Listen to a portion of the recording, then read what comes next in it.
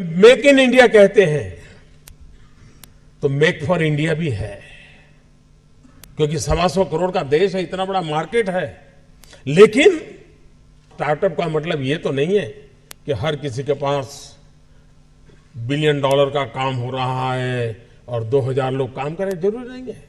5 लोगों को भी अगर मैं रोजगार देता हूं तो मेरा स्टार्टअप मेरे देश को आगे बढ़ा रहा है।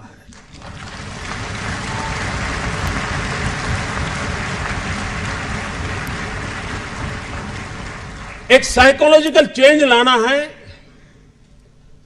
कि यूथ के दिमाग में जॉब सीकर की मानसिकता से उसको बाहर लाना है, वो जॉब क्रिएटर बने।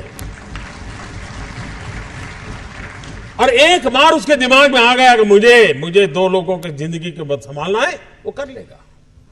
ये काम आप नौजवानों के दिमाग से हो सकता है। और इसलिए मैं जब कहता हूं स्टार्टअप इंडिया, तो मैं मान के चलता हूं स्टैंड अप इंडिया। इसके लिए मुझे अलग सोच करने की जरूरत नहीं है। जिस देश के पास 800 मिलियन 35 से कम आयु के नौजवान हो, जिस देश के नौजवानों के पास टैलेंट हो, हाथ में हुनर हो, अपरंपार सपने हो और पूरी दुनिया में अवकाश ही अवकाश हो, क्या नहीं हो सकता है। मानव जात के लिए चुनौतियां आवश्यक हैं, क्योंकि सरफरे लोग तो हैं जो तबाही करने पर तुले हुए हैं। लेकिन हम मानवता को बचा भी तो सकते हैं। हमारे पास इस प्रकार के लोग हैं।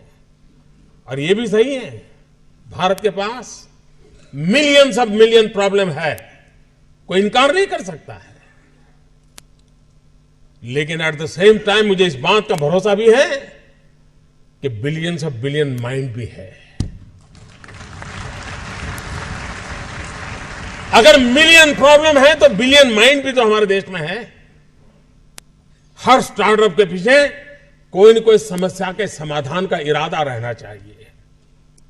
और जब किसी स्टार्टअप के पास समस्या के समाधान का इरादा होगा तो उसकी संतोष का लेवल भी कहीं कुछ और होगा जी। जब किसी की जिंदगी में बदलाव लाता है तो उसको एक सेटिस्फेक्शन मिलता है।